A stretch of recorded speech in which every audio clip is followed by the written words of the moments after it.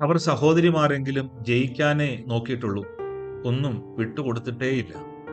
ഇത്തവണയും അവർ മത്സരിച്ചു. ആദ്യം പാടിയത് ഗീതയായിരുന്നു. അതിമനോഹരമായി അവൾ പാടി. സീതയുടെ ഊഴം വന്നു. അവർ പാടാൻ ആരംഭിച്ചു.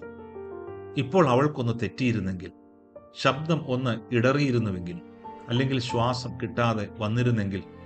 അങ്ങനെ ഗീത ചിന്തിക്കുമ്പോൾ തന്നെ അത് സംഭവിച്ചു. സീതയ്ക്ക് പാടുവാൻ പറ്റുന്നില്ല. ശ്വാസം കിട്ടാതെ അവൾ പാട്ട് നിർത്തേണ്ടി വന്നു. വേദി വിട്ടിറങ്ങുവാൻ തുടങ്ങി. ജഡ്ജസ് പറഞ്ഞു, സാരമില്ല, ആദ്യം മുതൽ ഒന്നുകൂടെ ശ്രമിച്ചു നോക്കൂ, നിങ്ങൾ നന്നായി പാടുന്നുണ്ടല്ലോ.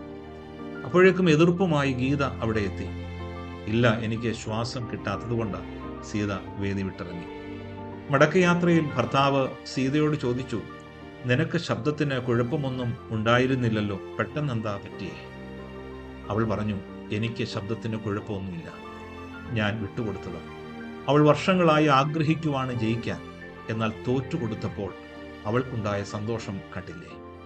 അയാൾ പറഞ്ഞു, അത് അവൾക്കറിയില്ലല്ലോ നീ തോറ്റുകൊടുത്തതാണെന്ന്. അവൾ ചിരിച്ചുകൊണ്ട് പറഞ്ഞു, പക്ഷേ നമ്മൾക്കറിയാമല്ലോ, അത് മതി.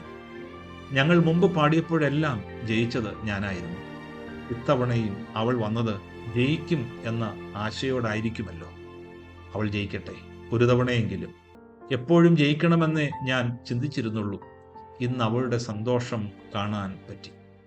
ഭർത്താവ് സീതയെ നോക്കുമ്പോൾ സന്തോഷം അവളിൽ മഴയായി പെയ്തിറങ്ങുന്നതായിരുന്നു. അവരുടെ സന്തോഷം കാണാനും സന്തോഷം കിട്ടാനും നമുക്ക് വേണ്ടത് ഒരു വിട്ടുകൊടുക്കലാണ്.